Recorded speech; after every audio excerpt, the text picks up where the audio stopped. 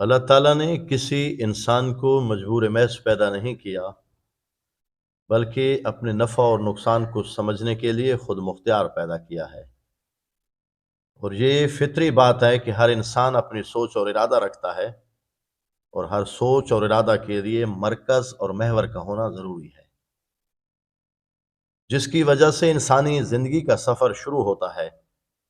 جیسا کہ سورہ بقرہ میں ارشاد باری تعالیٰ ہے، ہر ایک کے لیے توجہ کی ایک سمت ہے کہ وہ اس کی طرف رخ کرتا ہے، یعنی قلبی ملان بہت سارے لوگوں کا کسی ایک مقصد اور منزل کی طرف ہو جانا، اور اجتماعی طور پر لوگ اپنے لیے مخصوص مقصد اور منزل کا تعین جب کرنے لگ جائیں تو یہ احساس اور شعور نظریہ کہلاتا ہے۔ اور وہ سب لوگ جو اس نظریے سے منسلک ہوتے ہیں وہ ایک قوم بن جاتے ہیں، اور یہی نظریہ ان کے قومی وجود کی پہچان ہوتا ہے۔ قومی نظریہ محض ایک نعرہ نہیں ہوتا، بلکہ ایک حقیقت میں باطنی جذبہ ہوتا ہے جو سارے نظام کو یکسانیت، یکجہتی، ربط و نصب العین عطا کرتا ہے۔ خدا نے آج تک اس قوم کی حالت نہیں بدلی، نہ ہو جس کو خیال آپ اپنی حالت کے بدلنے کا۔ قومیں افراد سے بنتی ہیں، اور افراد ہی قوم کا سرمایہ ہوتے ہیں، اور اس لیے قوم کے حصے کے طور پر ہر فرد کی اپنی اہمیت ہوتی ہے۔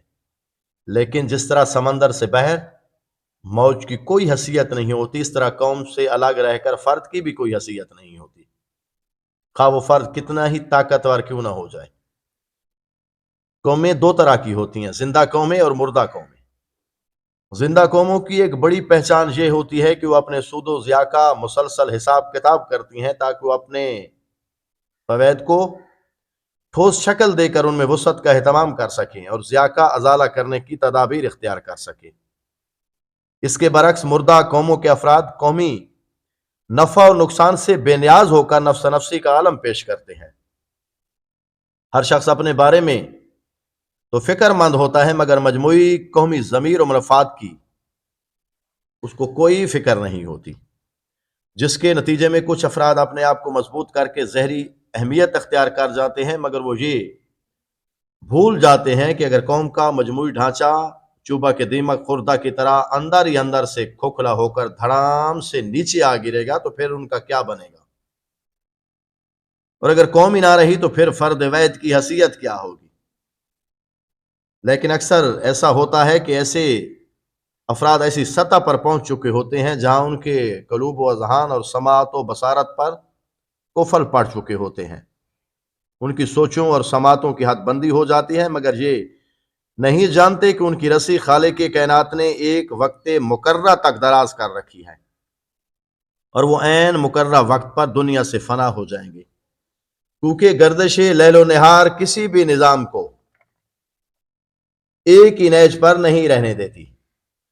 جب جو تھا نہیں ہے، جو ہے نہ ہوگا کہ ایک سلسلہ مکمل ہو جاتا ہے تو اس کی جگہ کوئی اور سلسلہ لے لیتا ہے۔ قانون فطرت پھر غالب آ جاتا ہے، جس نے انسان کو مدنی اتباع بنا کر ایک دوسرے کے لیے اہم بنا دیا ہے۔ اہمیت کے احساس کا سلسلہ جہاں سے ٹوٹا تھا وہیں سے پھر جڑنے لگتا ہے، خشک ٹہنیوں پر نئی کوپلیں پھوٹنے لگتی ہیں، سوکھے ہوئے درخت برگو بال لانے لگتے ہیں، اجڑی ہوئی بستیاں آباد ہونے لگتی ہیں، تخریب سے تعمیر کی صورت نکلنے لگتی ہے۔ ایسے میں دیکھنا یہ ہوتا ہے کہ قدرت ایسی تحریک کے متحرک ہونے کا سہرا کس کے سر باندھتی ہے۔ لازم نہیں کہ سب کو ملے ایک سا جواب، آؤ نہ ہم بھی سحر کریں کوہ طور کی۔ ایسے قصے کہانیاں تو سب نے پڑھ اور سن رکھے ہیں کہ ایک باپ نے مرگ کے دہانے پر پہنچ کر اپنے چاروں بیٹوں کو بلایا۔ باپ کے کہنے پر بیٹے لکڑیوں کا گٹھا لائے۔ باپ نے بیٹوں کو لکڑیوں کا گٹھا توڑنے کو کہا۔ باری باری چاروں نے طاقت آزمائی کی، مگر کوئی بھی لکڑیوں کا گٹھا نہ توڑ سکا۔ اب آپ نے لکڑیاں الگ الگ کر کے توڑنے کو کہا تو چاروں بیٹے لکڑیوں پر پل پڑے۔ وہ لکڑیاں توڑ پھوڑ کر سینہ پھلائے باپ کے سامنے آ کھڑے ہوئے۔ اب باپ نے اپنے بیٹوں سے پوچھا کہ تمہیں اس سارے عمل میں کیا دکھائی اور سجائی دیا؟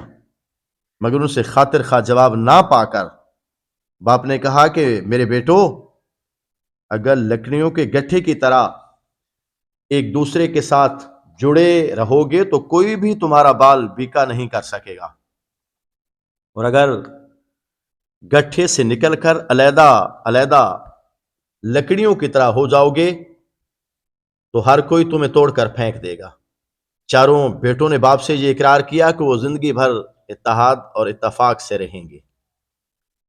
یہاں پہنچ کر کہانی خاموش ہو جاتی ہے اور کچھ نہیں بتاتی کہ اس کے بعد کیا ہوا، کیونکہ محض زبان سے اقرار کر لینا کافی نہیں ہوتا جب تک دل سے تصدیق کرنے کی کیفیت عمل سے ظاہر نہ ہو، بلکہ ایسے جیسے ہم لا الہ الا اللہ پڑھنے کے باوجود بہت سے معاملات میں سیاسی، معاشی، معاشرتی اور علاقائی بتوں کے پیچھے بھاگتے رہتے ہیں۔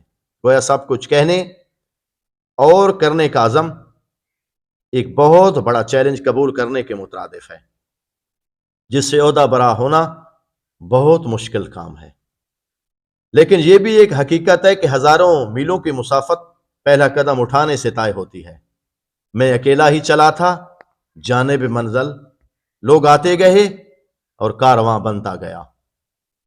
میرے لیے یہ بات بڑی حد تک تعجب کا باعث تھی کہ صدیوں سے آباد اترا قوم پر آج تک برادری کے کسی بھی لکھاری اور تاریخ دان نے قلم آزمائی نہیں کی۔